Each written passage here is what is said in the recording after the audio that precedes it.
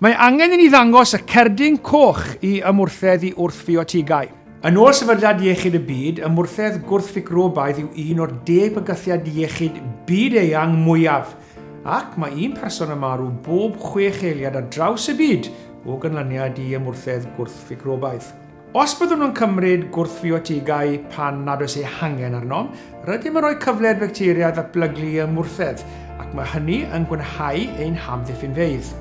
Bydd hyn yn ei dro yn golygu efallai na fydd gwrthfiotigau'n gweithio i ni yn y dyfodol, sy'n golygu y gallai heintiau sy'n hawdd eu trin heddi, arwain at salwch difrifol, cyfnod yn yr ysbyty, neu hyd yn oed farwolaeth. Gall ymwrthedd gwrthfiotigau cael ei basio o berson i berson a rhwng anifeiliaid ar y degau hefyd. Mae hyn oherwydd bod gwrthfiotigau hefyd yn cael ei defnyddio ar ffermydd i gadw eu anifeiliaid yn iach, yn union fel yma ar y ffermi yn Ne Cymru. Ond mae yna bethau syml mae'r rhaid i ni wneud i'w daclo.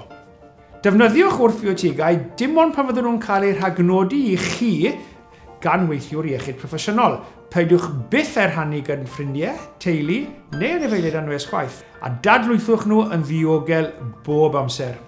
Dylech ei cadw allan o gyrraedd eraill a peidiwch byth rhoi yn y bin neu fflysio i ffwrdd, gan bod hyn yn gallu llygru'n hyfonydd a bygwth iechyd ni ac anifeiliaid hefyd.